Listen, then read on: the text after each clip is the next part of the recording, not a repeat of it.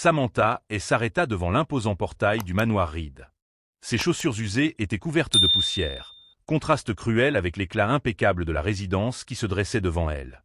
Le taxi qu'il avait déposé venait déjà de disparaître au loin, emportant avec lui les derniers échos rassurants de la ville. Ici, à la frontière entre Manhattan et un monde inaccessible, tout semblait différent, presque figé. Le manoir se dressait tel un géant de pierre blanche, austère et magnifique. Ses colonnes de marbre, d'une blancheur éclatante, s'élevaient vers le ciel comme pour rappeler aux passants qu'ici régnait une puissance inébranlable. Les grandes baies vitrées, semblables à des yeux immenses, semblaient épier chaque geste, chaque souffle de ceux qui osaient s'approcher. Tout respirait la richesse, mais aussi une froideur qui serrait la poitrine. Samantha inspira profondément, tentant de calmer le battement précipité de son cœur. Elle n'était qu'une mère célibataire, une femme marquée par des années de lutte pour survivre. Elle n'avait pas grandi dans le luxe, n'avait jamais connu le confort d'un monde doré comme celui-ci. Mais elle avait appris une chose, ne pas trembler devant le mépris. Elle savait déjà que des dizaines de nounous avaient échoué avant elle dans ce manoir. Des femmes plus qualifiées, plus riches, parfois plus instruites. Mais toutes avaient abandonné, une par une, face aux 3 petites tornades qui vivaient ici. Elle, en revanche, n'avait pas le choix. Elle devait réussir. Pour son fils, qu'elle avait laissé chez une voisine avec un sac rempli de jouets usés et de vêtements trop petits. Pour sa propre dignité, aussi. Le portail s'ouvrit dans un grincement élégant, comme si la demeure consentait à l'accueillir à contre-cœur.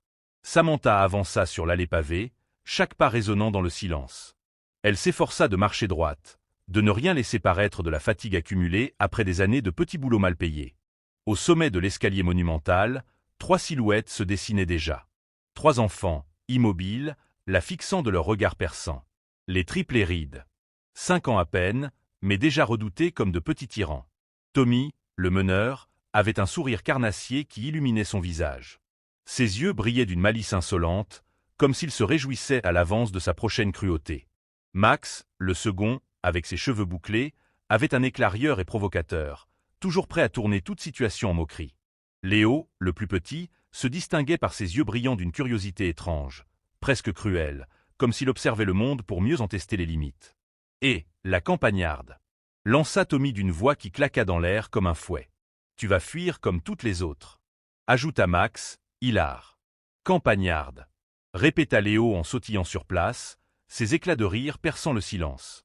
Leurs voix se mêlèrent dans un chœur cruel, résonnant contre les murs du manoir comme une musique grinçante.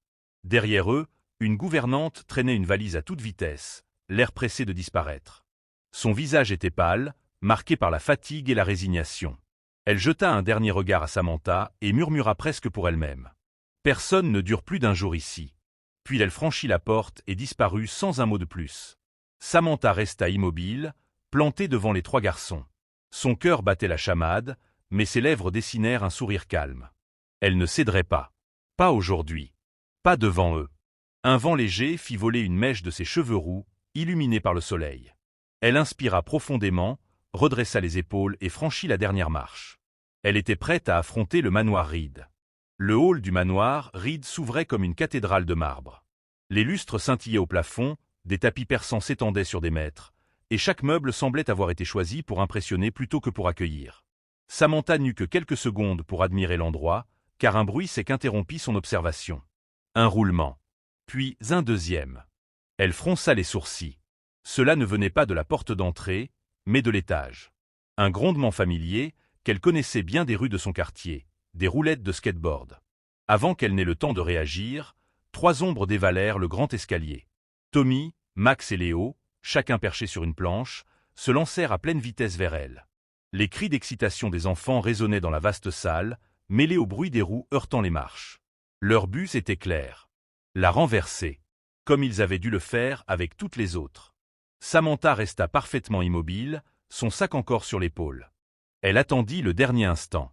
Puis, d'un geste vif, elle tendit la main, attrapa le skateboard de Léo au vol et sauta dessus avec une assurance qui stupéfia les garçons. La planche roula en cercle parfait sur le marbre poli, ses cheveux roux volant derrière elle comme une flamme. Samantha fit une figure simple mais élégante, se redressant avec équilibre avant de sauter hors de la planche, qu'elle posa calmement contre le mur. Les triplés stoppèrent net. Leurs yeux s'arrondirent, leurs bouches restèrent entr'ouvertes. Jamais aucune nounou n'avait réagi ainsi. D'ordinaire, elle criait, se jetaient à terre ou couraient se réfugier derrière le majordome. Cette femme avait joué leur jeu, et mieux qu'eux.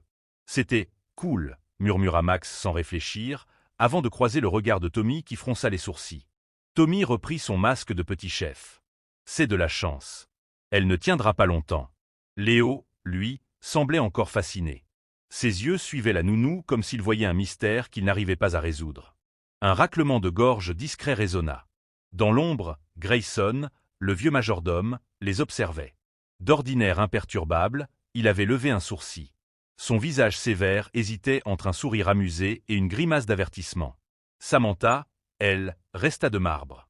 Elle posa calmement son sac au sol et d'une voix ferme mais douce, déclara « Nouvelle règle. Celui qui casse un vase, le ramasse. » Un silence s'installa. Le lustre renvoya la lumière sur les visages des enfants, soudain perplexes. Personne ne leur avait jamais imposé de règles avec autant de simplicité. Max plissa les yeux. Tommy croisa les bras, boudeur. Léo grattait le bout de son skateboard du pied, sans rien dire.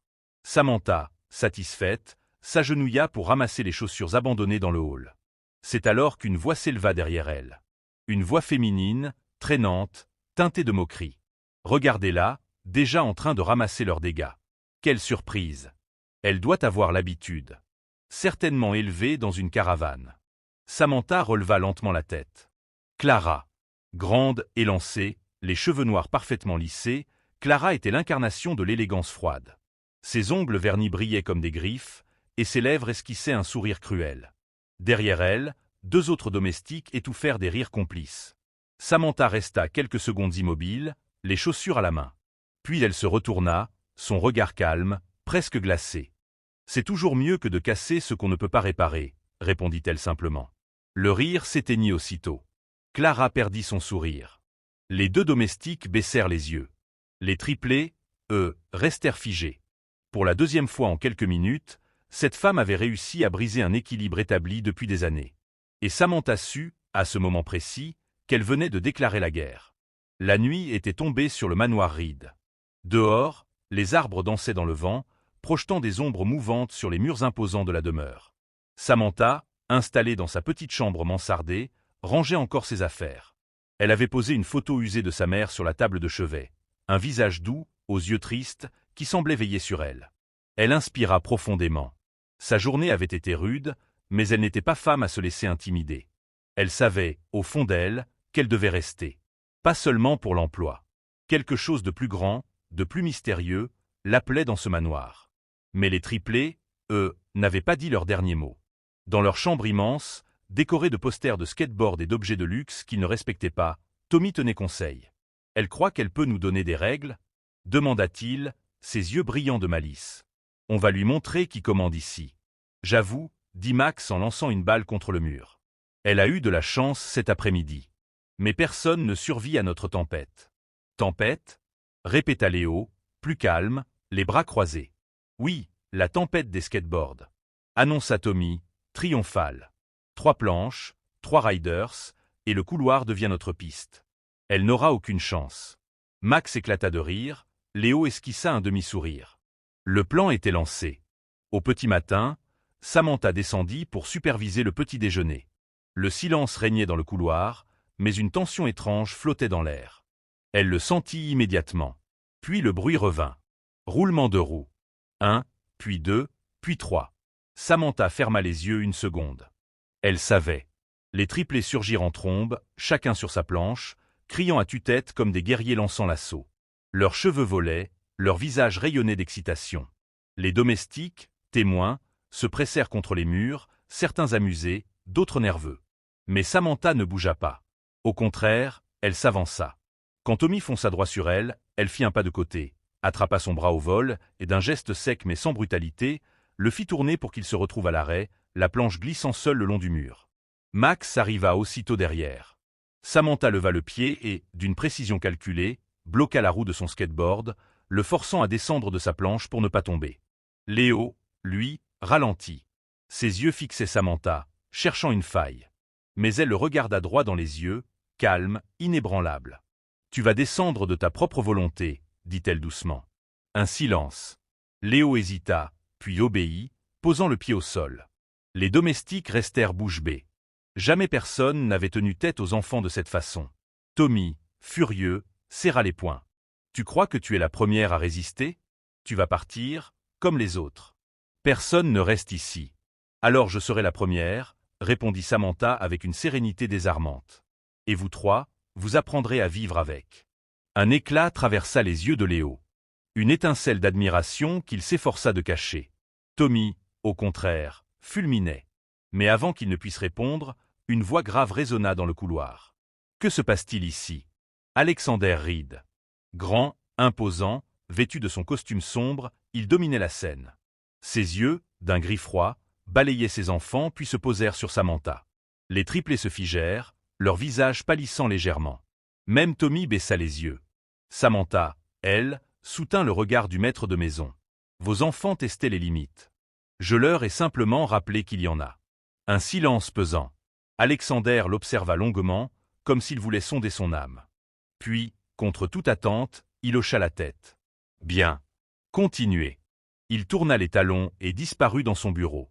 Les triplés, médusés, restèrent figés. Jamais leur père n'avait pris le parti du nounou. Et Samantha comprit qu'elle venait de franchir un seuil. Le soir venu, le manoir s'emplit d'une odeur de rôti, de pommes de terre au four et de légumes grillés. La salle à manger, immense, s'illuminait sous les lustres dorés, et la longue table vernie brillait comme un miroir. Tout était prêt pour le dîner. Samantha, vêtue d'une simple robe bleu marine que Grayson lui avait discrètement déposée plus tôt dans la journée, vérifiait que les assiettes des enfants étaient bien disposées. Elle savait que ce repas serait un test. Les triplés ne la laisseraient pas s'en sortir aussi facilement. Les garçons entrèrent en trombe, chacun tirant sa chaise avec fracas. Tommy lança un regard complice à Max, qui ricana déjà. Léo, plus silencieux, s'assit sans mot dire, mais son sourire en coin trahissait son anticipation. « Bon appétit », dit Samantha, d'un ton calme en posant la corbeille de pain. Elle n'eut pas le temps de s'asseoir qu'un premier projectile fendit l'air. Une petite boulette de purée s'écrasa sur le mur derrière elle. Rires étouffés. Elle leva lentement les yeux vers les triplés. « Vraiment ?» Tommy, faussement innocent, leva les épaules. « Oups. C'est tombé tout seul. » Samantha s'approcha de lui, attrapa sa serviette et la posa fermement dans ses mains. « Si ta nourriture ne reste pas dans ton assiette, elle restera sur ta serviette. » Compris? Tommy grimaça, mais avant de répliquer, Max en profita pour plonger sa cuillère dans la sauce évisée. Cette fois, ce fut l'assiette de Samantha qui reçut l'éclaboussure. Le silence tomba. Même Léo écarquilla les yeux. Samantha, pourtant, ne s'énerva pas. Elle essuya calmement la tache de sa robe, puis s'assit à table comme si rien ne s'était passé. « Très bien, » dit-elle doucement. « Jouons alors. » Elle attrapa une cuillère, prit un petit pois et le fit rouler avec précision, jusqu'à ce qu'il atterrisse directement dans le verre de Tommy. Les triplés éclatèrent de rire. « Tu n'es pas sérieuse, » dit Max, fasciné. « Oh, je le suis, » répondit-elle avec un léger sourire. « Mais il y a une règle, chacun nettoie son propre désordre. » Le repas dégénéra en un étrange mélange de chaos et de discipline. Les enfants lançaient des petits défis, mais Samantha les retournait à chaque fois contre eux. Lorsqu'ils firent mine de jeter du pain, elle leur rappela qu'ils seraient privés de dessert s'ils gaspillaient. Quand Tommy tenta de pousser son assiette au sol, elle posa calmement la sienne devant lui. « Pas faim? Je mange volontiers ta part. » Peu à peu, les rires se calmèrent. La tension se mua en curiosité. Jamais personne n'avait tenu tête à eux ainsi, et encore moins en participant à leur jeu. Soudain, une porte claqua. Alexander Reed entra dans la salle. Il balaya la scène d'un regard. Des miettes, des éclaboussures de sauce, 3 garçons encore haletants, et une nounou assise droite, imperturbable, comme si elle régnait sur le champ de bataille. « Que se passe-t-il ici » demanda-t-il d'une voix grave.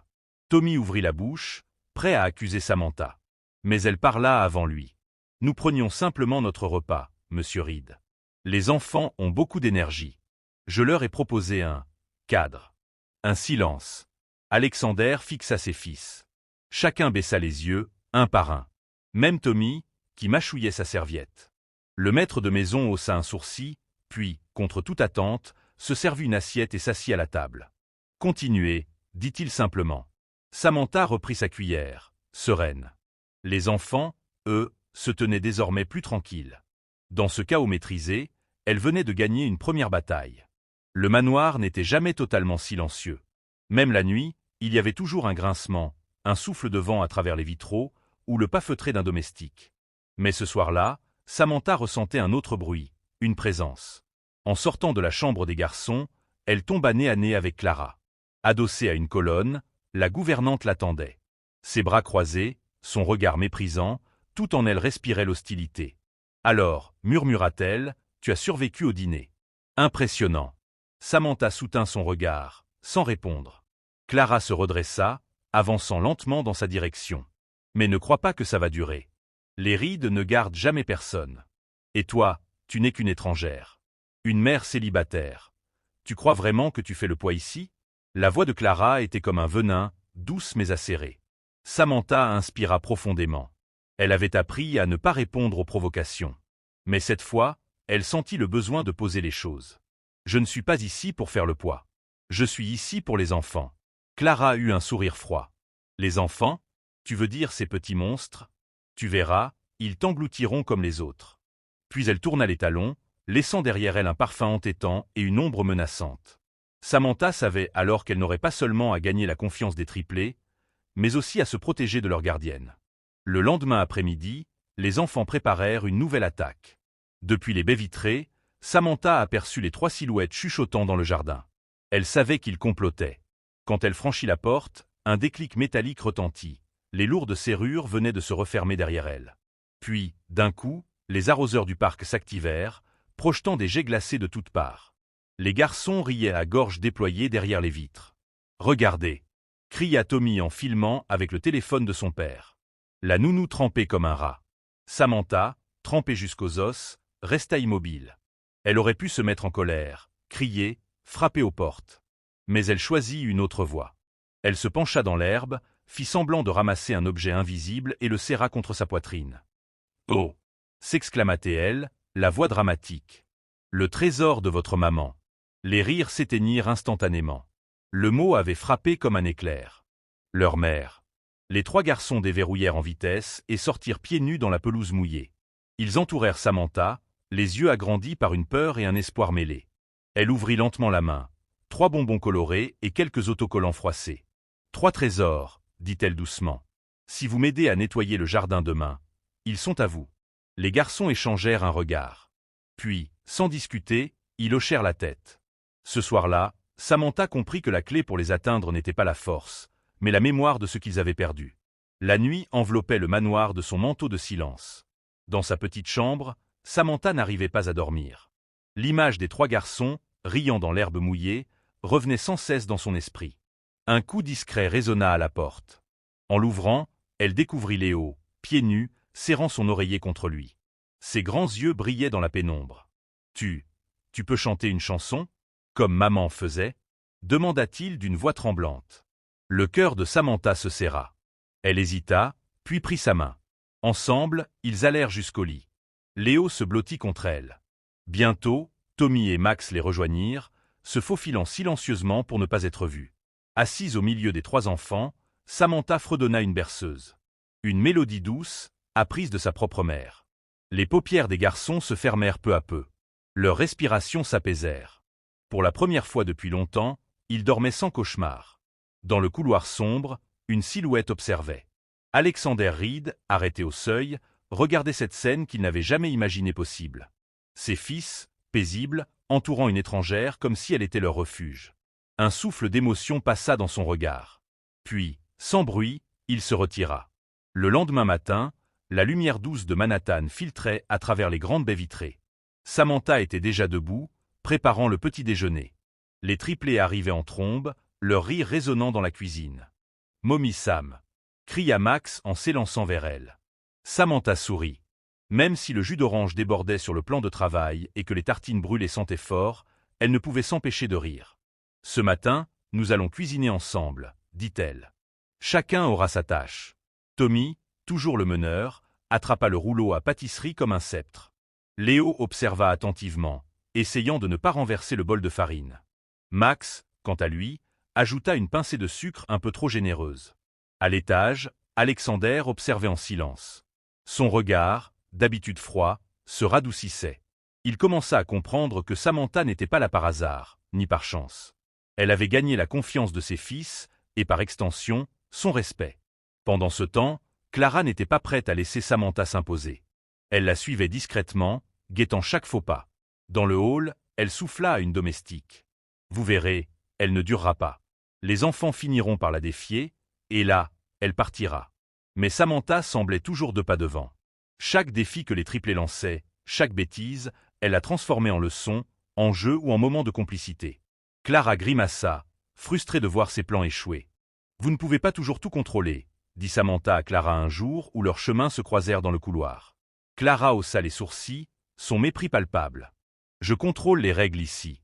Vous n'êtes qu'une passagère temporaire. » Samantha esquissa un sourire. Tranquille. Les règles ne suffisent pas à apprendre le respect ou l'amour. Et c'est exactement ce dont ces garçons ont besoin. Clara détourna les yeux, furieuse, incapable de répliquer. Quelques jours plus tard, c'était l'anniversaire des triplés. Alexander avait prévu une réception grandiose. Buffet, château gonflable, clown. Les enfants, pourtant entourés d'amis riches et arrogants, semblaient distants. Samantha observa, puis décida d'improviser. Elle sortit des chapeaux en papier qu'elle avait bricolés la veille et fit asseoir les garçons en cercle. « Devinez ce que j'ai préparé, » dit-elle avec un clin d'œil. Petit à petit, les rires sincères remplacèrent les mots boudeuses. Les garçons oubliaient les invités, se concentrant uniquement sur Samantha et leur chapeau de fête. Les jeux improvisés et les devinettes transformèrent la réception en une vraie célébration pour eux, la première de leur vie où ils se sentaient vraiment joyeux.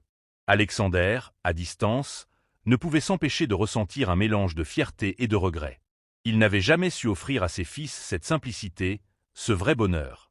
Samantha venait de le faire en quelques gestes simples. Les matins suivants furent remplis de rires et de routine. Samantha et les triplés avaient trouvé un rythme presque parfait. Elle enseignait la patience, l'écoute et l'entraide, tout en laissant place à leur imagination débordante.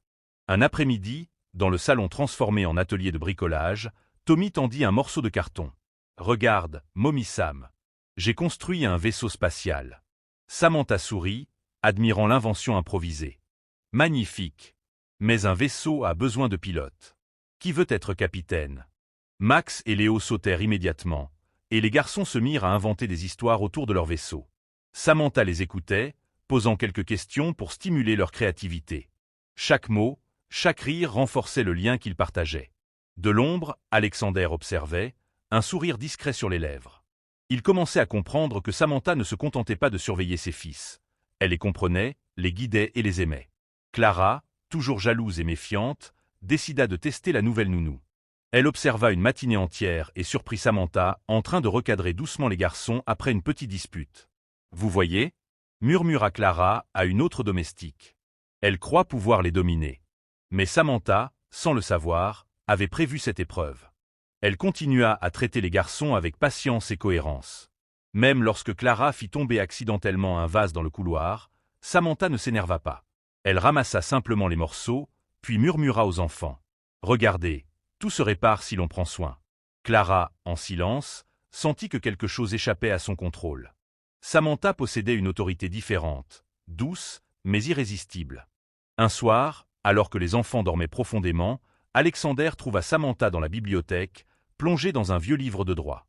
Intrigué, il s'approcha. « Vous étudiez encore » demanda-t-il, surpris de la voir concentrée.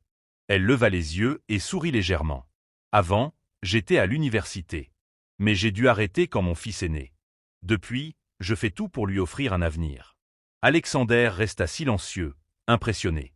Une nouvelle image se formait dans son esprit, celle d'une femme forte, résiliente et profondément dévouée. Pour la première fois, il ne voyait pas simplement la nounou de ses enfants, mais une personne à part entière, capable de comprendre et d'aimer.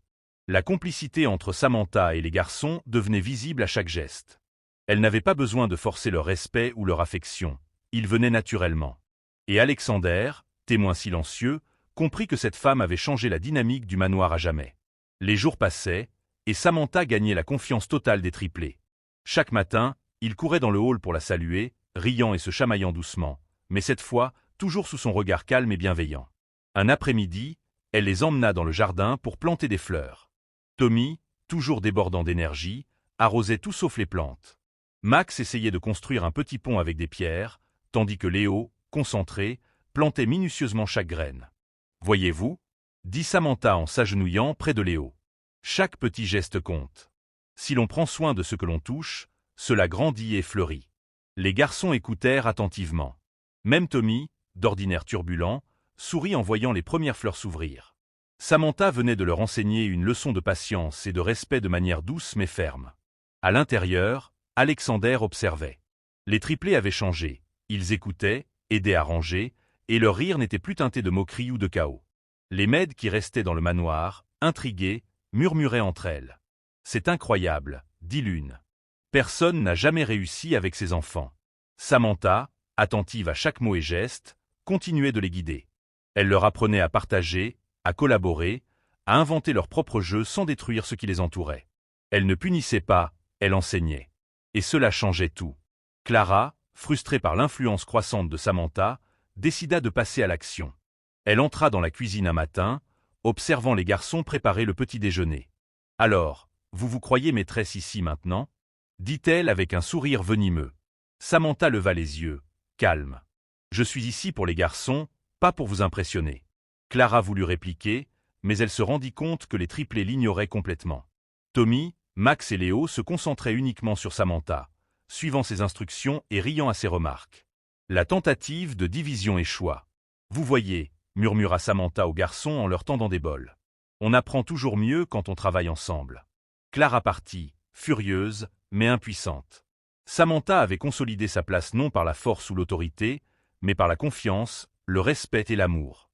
Les triplés ne la lâchaient plus des yeux. Une nuit, Léo se réveilla en fièvre, tremblant sous ses couvertures. Samantha fut la première à réagir, calme et rapide. Elle prépara un linge humide, prit sa température, et surveilla chaque signe de malaise. Alexander, alerté, resta dans l'encadrement de la porte, silencieux et impressionné. Jamais il n'avait vu quelqu'un gérer ses enfants avec autant de maîtrise et de douceur. Samantha apaisa Léo, le berçant jusqu'à ce qu'il s'endorme de nouveau. Les triplés, même dans la peur ou la maladie, savaient qu'elle serait là. Et Alexander réalisa que sa confiance envers Samantha dépassait désormais celle qu'il avait jamais accordée à quiconque dans son manoir. Le lendemain matin, Samantha entra dans la cuisine avec Léo encore pâle et souriant. Les garçons préparèrent le petit déjeuner maladroitement, mais avec enthousiasme. « C'est pour Sam !» s'exclama Max en tenant un plateau branlant. Alexander, les observant, sentit une émotion nouvelle monter en lui. Samantha avait changé la dynamique du foyer. Les garçons avaient appris à donner et à recevoir, à rire sincèrement et à faire confiance. Tout cela, grâce à elle. « Vous avez changé leur vie, Samantha », dit Alexander, sa voix douce mais grave. « Et la mienne aussi. » Samantha sourit humblement. « Je n'ai rien fait d'extraordinaire. Je les ai juste aimés. » Les semaines suivantes, les liens entre Samantha et les triplés se renforcèrent. Ils ne la testaient plus, mais cherchaient sa compagnie. Ils riaient quand elle riait, pleuraient lorsqu'elle partait trop longtemps, et chaque geste d'affection était réciproque. « Tu es comme maman », murmura Léo un soir en posant sa tête sur ses genoux. Samantha sentit ses yeux se remplir de larmes. Elle n'avait jamais voulu remplacer leur mère, mais cette phrase signifiait qu'elle avait gagné leur confiance et leur cœur. Alexander, témoin discret, comprit alors qu'elle avait accompli ce qu'aucune autre nounou n'avait jamais pu, devenir essentiel pour ses fils. Un soir, Alexander descendit les escaliers et trouva les triplés préparant un petit déjeuner improvisé pour Samantha. Le jus d'orange débordait, les tartines étaient brûlées, mais chaque geste était empli de sincérité. « C'est pour toi, Sam !» crièrent-ils en chœur. Samantha, émue, accepta le plateau et sourit au garçon. Alexander s'approcha, silencieux mais ému. « Vous avez changé leur vie et la mienne, Samantha. » « Merci. » Dans le manoir de marbre, où autrefois régnait le froid et la solitude, une chaleur nouvelle s'était installée. Les triplés riaient sincèrement, Samantha brillait par sa force et sa douceur, et Alexander avait enfin compris la valeur de l'amour et de l'attention. Et si vous avez aimé découvrir cette histoire pleine d'émotions, n'oubliez pas de mettre un like et de vous abonner à la chaîne pour ne pas manquer la suite des récits.